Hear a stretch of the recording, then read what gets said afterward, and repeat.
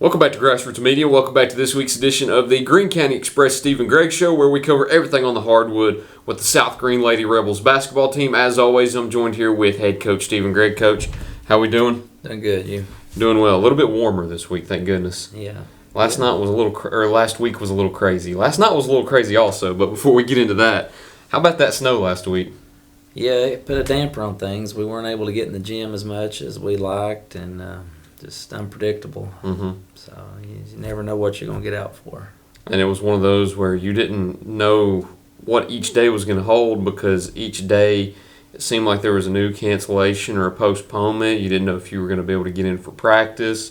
Halfway through the week, you thought it might melt off all the way, and then Friday it comes another snow that kind of delays everything a little further. But thankfully, it's all gone now. I think all of it's dried up. A few roads are still icy, but for the most part, we're still going to get everything in. We'll talk about some of the postponements and cancellations coming up in the second half, but let's talk about the two games you have been able to play in the last 2 weeks since we sat down, and that was two important conference games with Chuckey Doak and Hampton. You played Chuckey Doak here in your own gym on Saturday night, and then traveled up the mountain to play Hampton last night in their home gym. Take us through both of those matchups. Yeah, we're starting to trend and go in the right direction with some things. I felt like Chuckey Doak was a better start. Last time we played them, it was a torrential hole we dug ourselves in, but we came out early and jumped some press issues and got that intensity going early. And overall, it was a good night. We had a good start and a good finish to it. Balanced, I would say, even last night. Last two games this week, we've had 4 double digits both of those games. I think Ava just missed the mark against Chuckey Doak with 9, but the other 4 had double digits.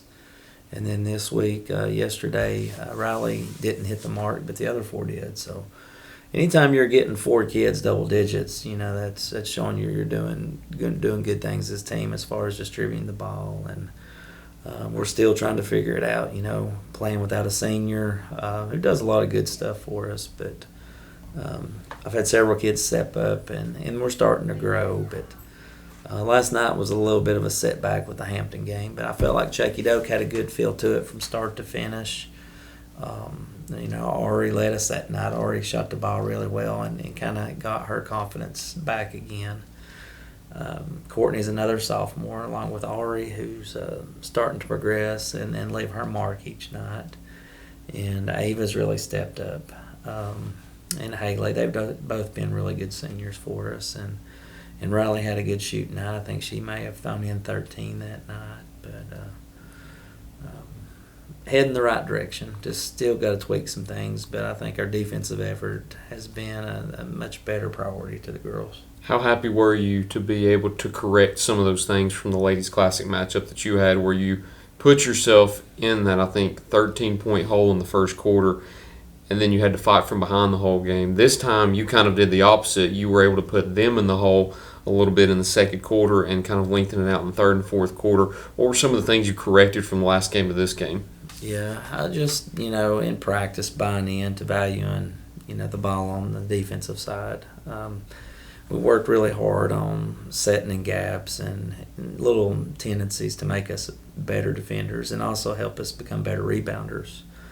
But we don't like to go back to that Ladies Classic word. We don't like to use that word freely because we were not very good at that juncture of the season, and we're trying to, keep that in the rear view. But I'm pleased with the defensive side. Last night, we ran into a red-hot Hampton team. Still felt like our defense was good in spots, but they just played lights out last night. It was important, though, in the Chuckey Doak game to jump up and get out to a quick lead just to get that thought of what happened the first time around. And I think we played with more intensity and passion. And the last 2 games, I think we are going the right direction. Talk about the Hampton one a little bit, too, because it's the first time you've had a conference loss, and I think you told me last night, 2.5 years. And it's something that some of those girls on the team have never had to deal with, losing a game within the conference, too. But sometimes a loss is a good thing, because sometimes you can learn from that going forward, and you know what you need to correct the next time in some of those games. once you go back and you potentially play Hampton again whenever it comes district and regional tournament time. Talk about some of the corrections you want to make the next time if you do match up with Hampton. Well, I mean, let's just talk about the excitement. I mean, that place was full of energy from the girls' game all the way to the 3 overtime boys' game. Mm-hmm. People were getting tossed out. Fans were passionate, energetic. I mean, it was just wild and loud. You know, it was a really good tournament feel. But yes, you don't always lose unless you lose a lesson. There were many lessons there that we can take from that game, and we tried to do our part to coach them up beforehand, and we told them some things that some players didn't have their best effort the first time around, and what we needed to work on. And sometimes, just hearing it's a little different than seeing it and living it and experiencing it. And unfortunately, we had to go down that road. But I felt like the girls tried and battled all night. It was just nip and tuck until the end, and they got a few bounces and made a few more shots than us. But it could have went either way.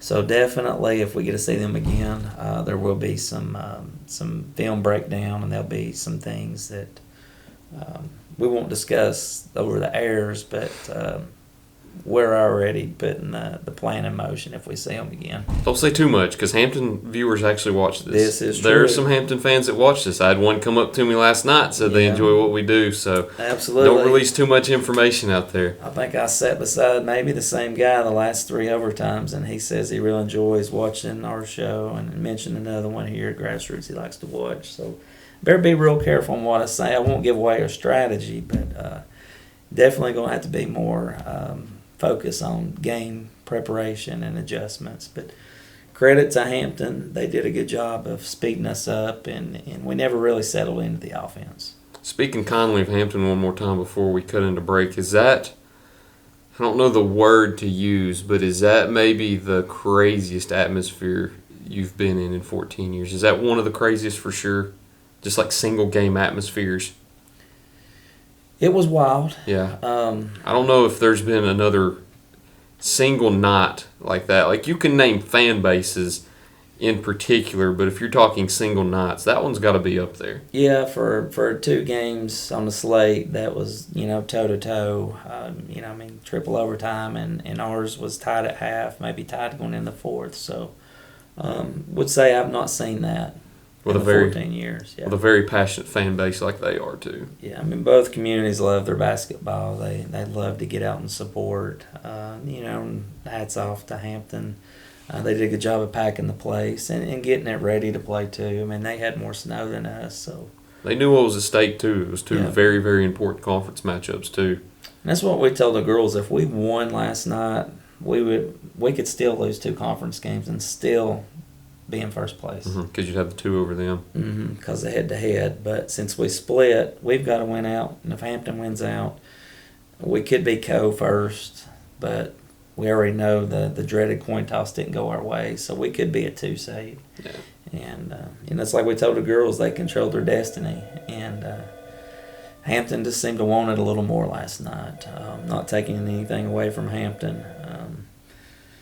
But we're still going the right direction. You can't get too upset and detrimental because you lost a conference game.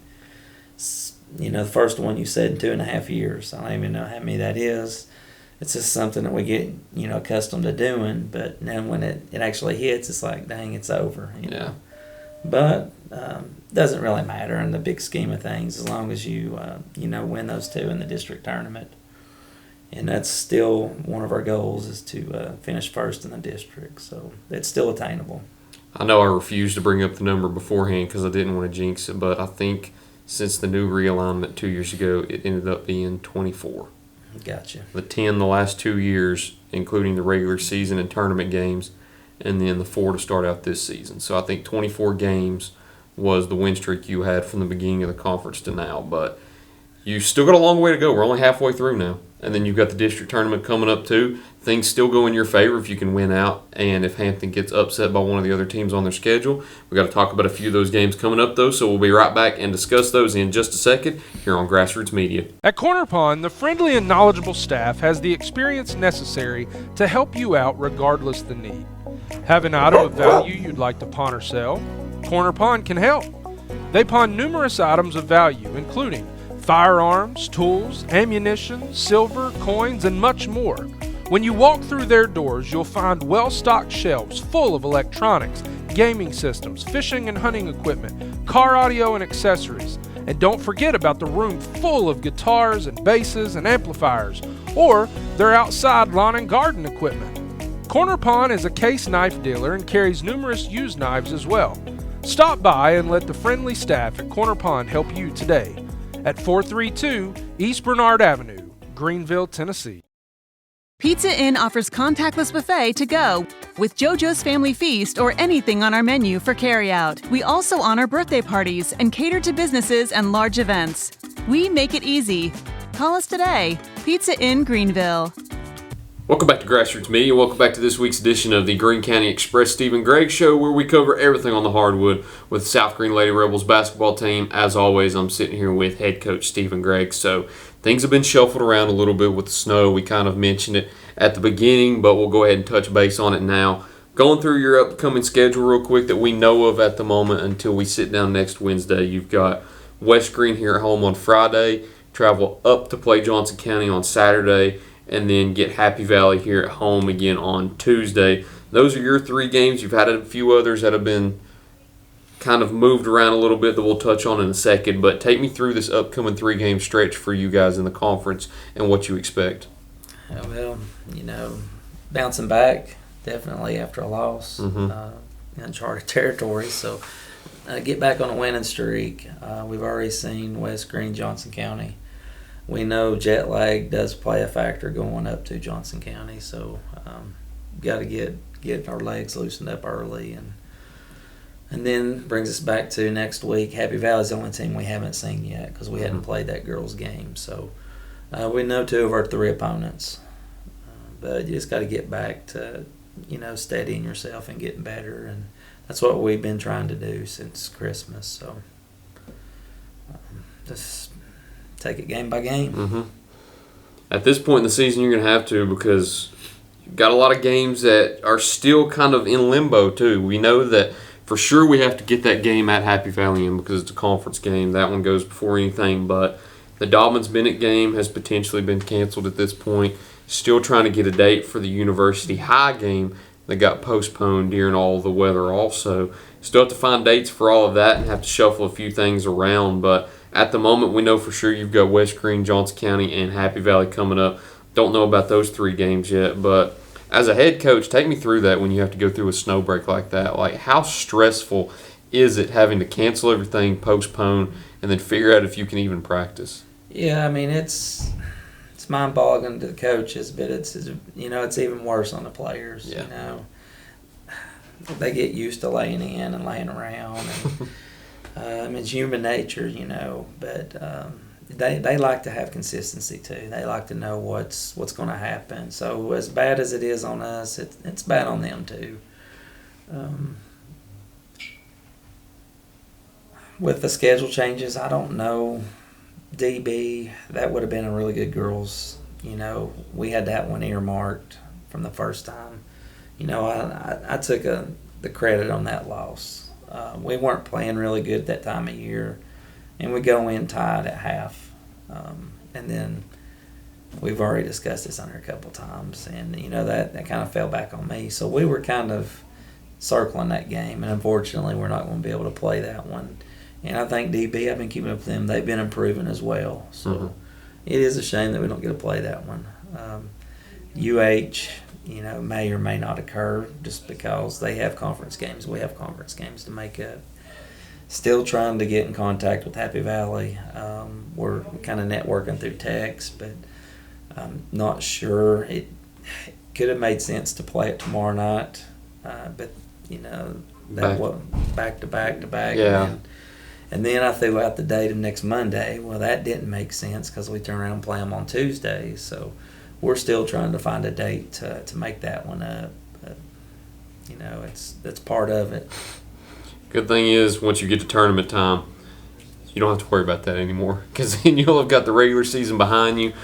No more worrying about if you can get games in. The games are set for you at that point when it comes tournament time. Hopefully talk about a few more wins next time we come in, but I think that's all we have this week. Hopefully it gets to stay warmer this week. Have to drive a little easier now without the ice being on the road. You don't have to be as cautious. But until next time, Coach, appreciate you sitting down with me once again. Thank you all for watching this week's edition of the Greene County Express Steve and Gregg Show. We look forward to seeing you all next time here on Grassroots Media.